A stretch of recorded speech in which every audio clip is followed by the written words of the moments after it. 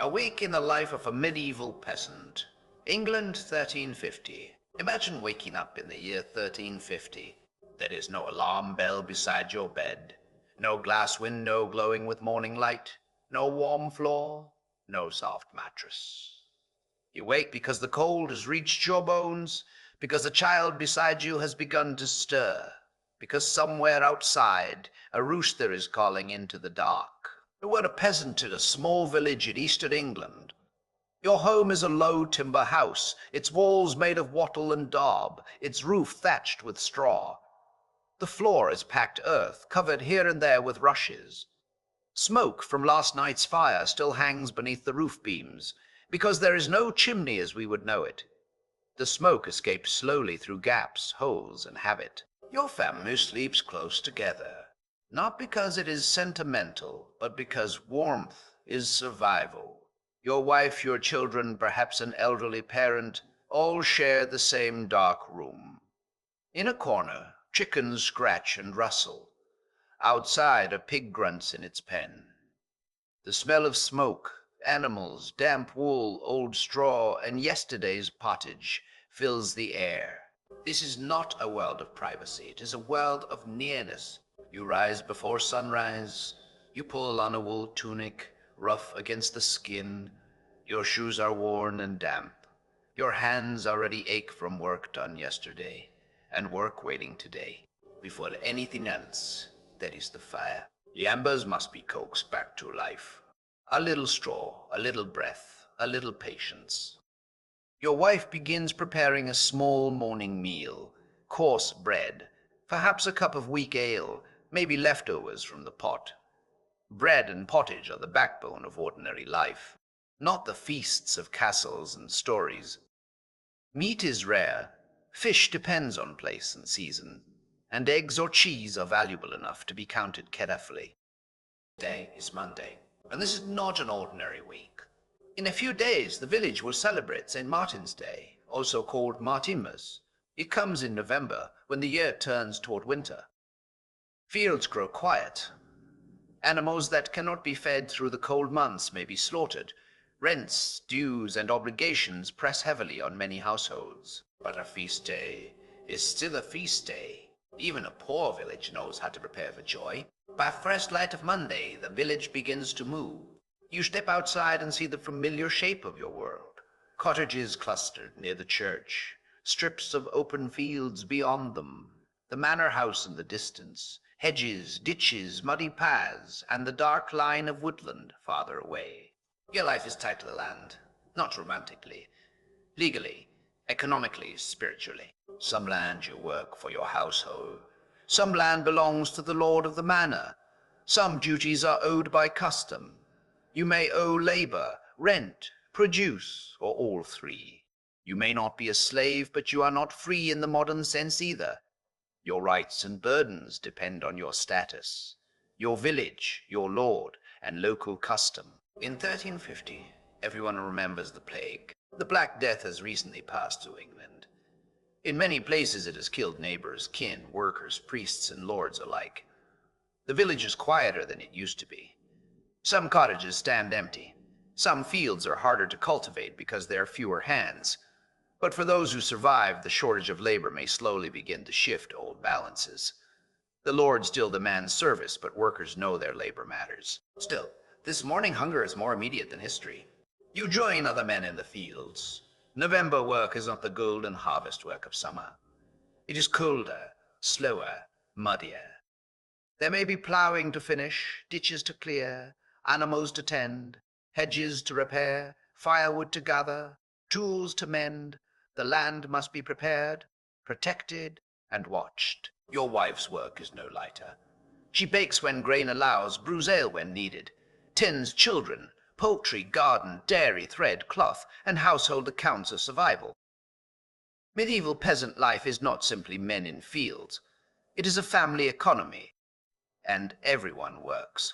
The day is measured by light, bells, hunger, and habit. The church bell marks time in a way no clock in your home can. The sound of the bell reaches over the fields, calling people not only to prayer, but into a shared rhythm. In this world, time belongs partly to God, partly to the Lord, partly to the seasons, and only partly to you. At midday you eat simply bread. Ale, maybe onions, maybe cheese, maybe pottage if someone has brought it warm, or if work is close enough to home. By evening, you return with mud on your legs and cold in your fingers. The fire is lit again. A pot hangs over it. Children ask whether there will be meat for Martinmas. You do not promise too much. A peasant learns early that hope must be measured. Tuesday is a day of preparation for the saint. The feast is not only a holiday, it is a religious event, a social event, and a village event. The church calendar gives shape to the year. Saints' days, fasts, feasts, Advent, Lent, Easter, Pentecost, local dedications. These are not decorations added to life. They are part of the structure of life itself. In your village, St. Martin is remembered as a holy bishop, a man associated with charity, humility, and the famous story of cutting his cloak to share with a beggar. For villagers who know cold intimately, that story is not abstract. A cloak can be life or death. The priest has already reminded everyone that the church must be cleaned. Brushes may be replaced, candles checked, cloths shaken out. The image or banner of the saint, if the church has one, must be made ready. Your family's preparation is smaller, but no less serious. Your wife checks what can be spared. Flour, beans, onions, ale, perhaps a little bacon, perhaps an old hen, perhaps an old hen, perhaps, if fortune allows, a goose. But most poor households cannot simply feast, because the calendar says feast. Celebration must be negotiated with winter. The pig is discussed. Keeping animals through winter is expensive. They need food. They take space. If a pig has fattened well on scraps, acorns, and whatever it could root up, November may be the time to slaughter it. This is practical, but it also changes the emotional texture of the week. Children who fed the animal may cry. Adults may not have the luxury. Slaughter means work, blood, boiling, scraping, salting, smoking, dividing, preserving. Nothing can be wasted. A neighbor comes by to borrow a tool. Another asks whether he will help prepare a cart before the feast. Someone else speaks in a low voice about dues owed at Martinmas. Holy days may bring rest, but they can also bring payment days, obligations, and anxiety. In the afternoon, you go to the churchyard. There are graves there that are still too new. The plague has made the boundary between life and death feel thin. The church teaches judgment, sin, confession, penance, heaven, hell, saints, mercy. But in 1350, death is not only painted on church walls, it has walked through the village. You cross yourself, you pray for the dead, and then you go home, because the living must eat. By Wednesday, the week is taken on a double rhythm. Ordinary work and feast preparation. The women of the village talk while working. News travels through kneading, spinning, washing, brewing, and carrying. Who has enough grain? Who may marry in spring? Who is ill? Which family lost too many workers to keep their strips in order? Which lord's officer is becoming too demanding? Ale matters. In many villages, ale is not just recreation. It is safer and more nourishing than bad water in some circumstances, and it is part of hospitality. Brewing is skilled work, often done by women. For the feast, ale must be ready. If it fails, everyone will know. Meanwhile, you and other men help with repairs near the church and manor road. The path must be passable if people come from nearby hamlets. A feast day without mud is impossible, but a feast day with slightly less mud is still an achievement. The priest speaks with several villagers about confession. A feast is not only eating and music, it is also preparation of the soul. Before holy days, people may confess sins, attend mass, give offerings, pray to saints, and seek protection. To a modern viewer, this may seem like superstition, but to you, it is reality. The spiritual world is close. Saints hear. The Virgin Mary intercedes. The devil tempts. Illness may be natural, but it may also be punishment, trial, or mystery. A bad harvest, a dead cow, a fever, a storm, all of these belong to a universe charged with meaning. You fear hunger. You fear disease. You fear the Lord's demands. You fear hell. But you also believe help exists.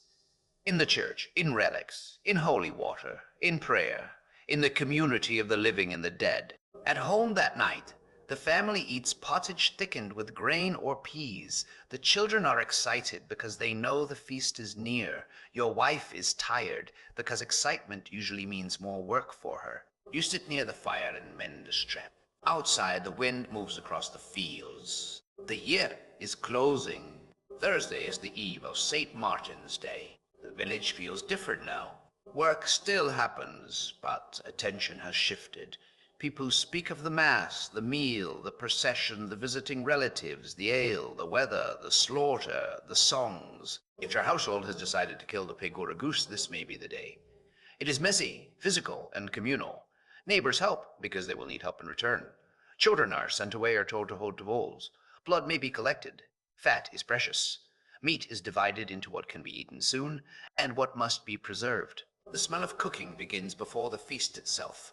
For most of the year, food is repetitive, but feast food carries meaning. Even a small improvement, better bread, more ale, a piece of meat, a richer pottage, can transform the day. It tells the body that time is not only labor, it tells the village that scarcity has not destroyed joy. At the church, final preparations are made. The priest may prepare a sermon on charity, winter, repentance, and St. Martin's cloak. The altar is arranged. Candles wait. The church building, though modest, is the most important public space in the village.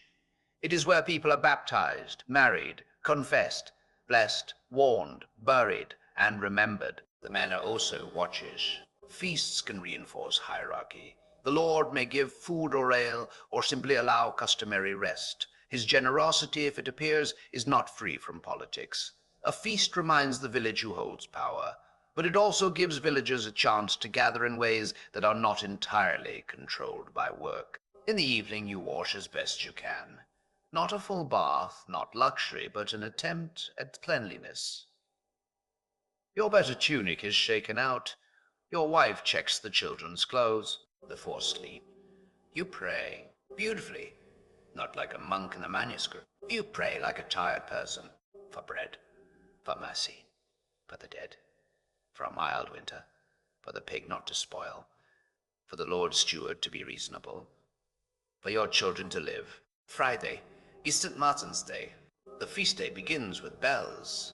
This morning you do not go first to the fields, you go to church. The village gathers. Men, women, children, widows, servants, the old, the sick if they can stand, the proud, the poor, the grieving.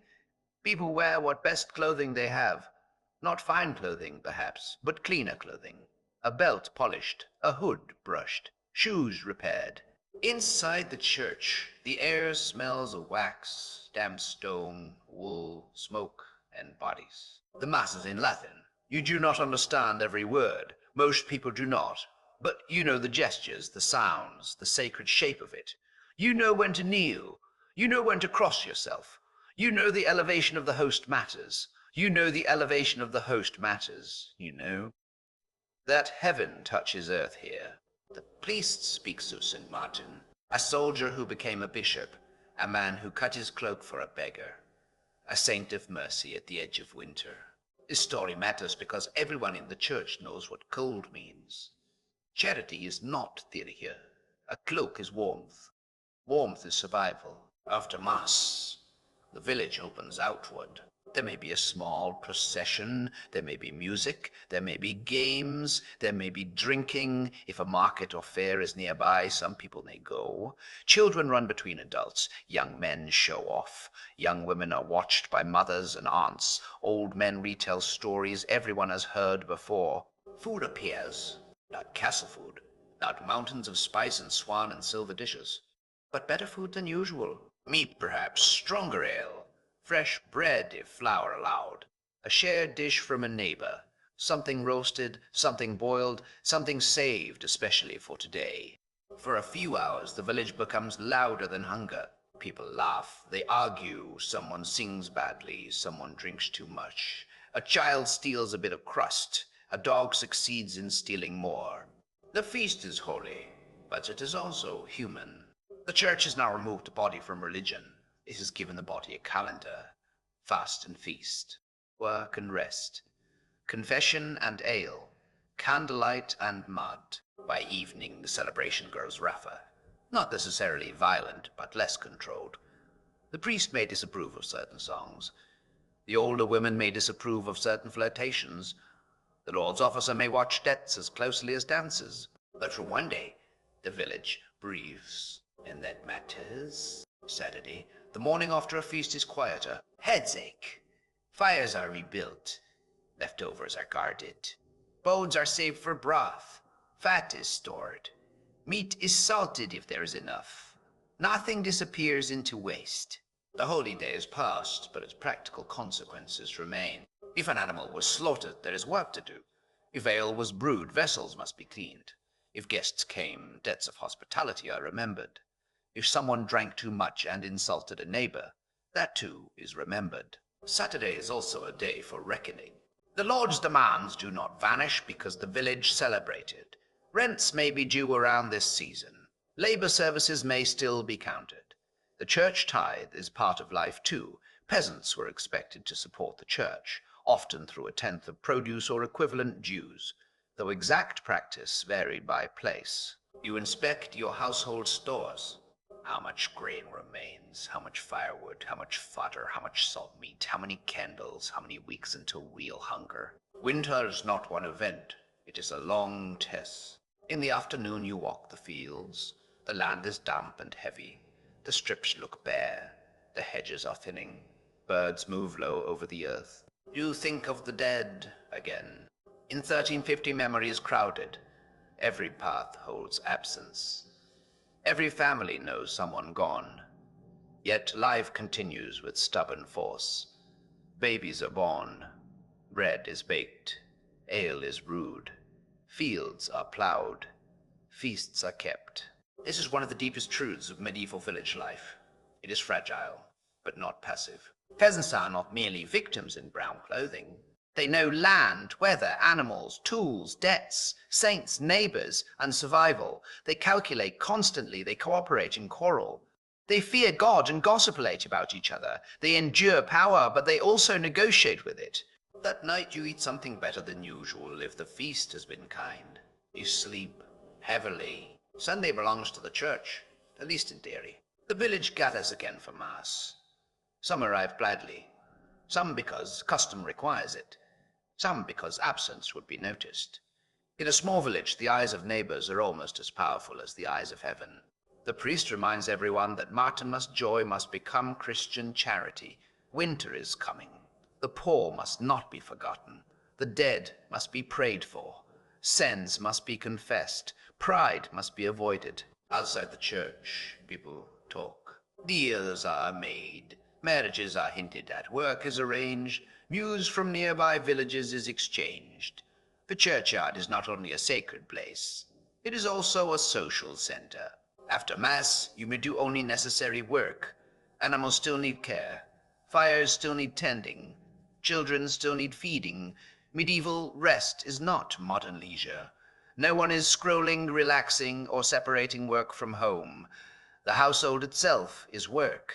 But Sunday changes the pace. There is more time to sit, more time to speak, more time to repair small things, more time to think about the coming week. Your children ask again about St. Martin. One of them remembers the cloak, another remembers the meat. Both are true memories. Religion and food have met in the same day. By evening, the village settles. Smoke rises from roofs. The church stands dark against the fading sky. The manor house is still there. The fields are still there. The winter is still coming. Tomorrow, work begins again. But the feast has left something behind. A story, a taste, a prayer, a reminder that even in a hard world, time is not flat. Some days are ordinary. Some days are dangerous. Some days are holy. And for a peasant in 1350, life is lived between all three. So, what was a medieval peasant's life really like? It was not simply misery, and it was not simple happiness. It was labor, faith, hunger, family, fear, custom, and community. It was waking in smoke and cold, working land that did not fully belong to you, praying in a language you might not fully understand, and celebrating saints whose stories gave meaning to the turning year. A week like Martinmas shows us the medieval village in miniature. The body needs bread, the soul needs mercy, the household needs winter stores. The village needs one another, and above all of it, the bell rings, calling the living to work, to worship, to remember, and to endure.